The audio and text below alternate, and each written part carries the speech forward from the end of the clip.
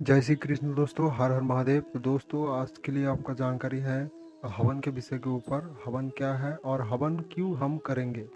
बहुत ही सीधा और सरल हवन विधि आपको शेयर करेंगे, जो जैसे आप सभी गृहस्थ साधक साधिका सब ये हवन कर सके। इसलिए आप ध्यान से सुनिए, मैं बोलने जा रहा हूँ।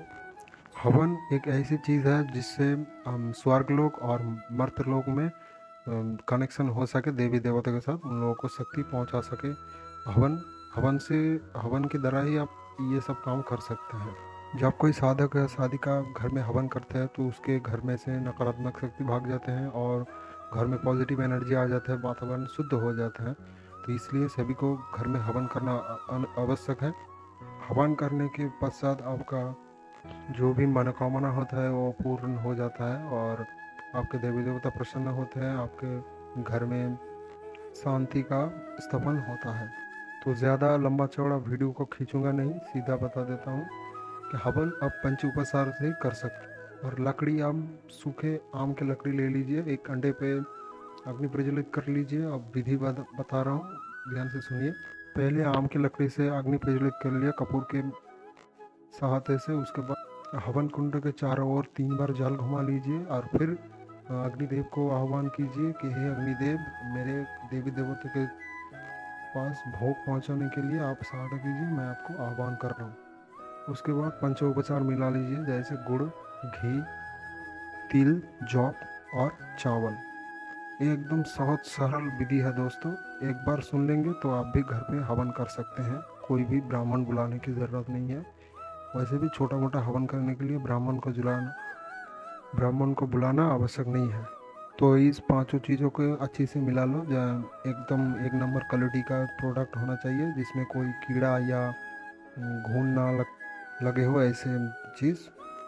तो पहले पंचदेव की आहुति हवन पे दिया जाता है, जैसे अग्निदेव, उसके बाद गणेश जी, फिर उसके बाद दुर्गा माँ या माता रानी, उसके बाद भोले शंकर, फिर उसके बाद विष्णुदेव और सूर्यदेव।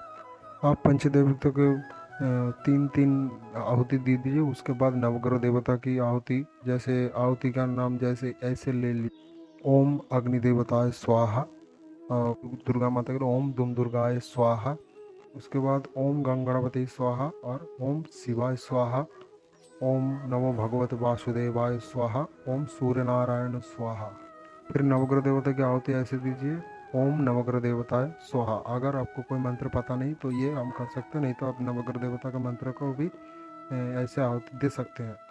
फिर उसके बाद आपका कुलदेवी, आपका कुल देवता के नाम पे आहुति दे दीजिए और आपका इष्ट देव जो भी है उनकी आहुति दे दीजिए। और लास्ट में आपका पितृदेव का भी आहुति आप दे दीजिए। तो लास्ट में आप ये बताइए कि हे प्रभु, मेरे मन में ये इच्छा है, आप इस इच्छा को पूर्ति कीजिए।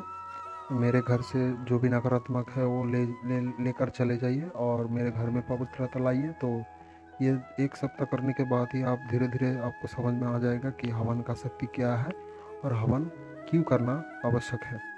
अब जब भी हवन करते हैं, आपके आसपास जो भी आप देवी देवता का हवन हवन कुंड में डालते हैं, तो तब उस देवी देवता को वहाँ पर उपस्थित होना पड़ता है। उन उन देवी देवता वहाँ पर रहते हैं और आपके हवन में जो हवि आप डालते हो उनका भोग सीधा सीधा उन देवी देवता को प्राप्त होता है।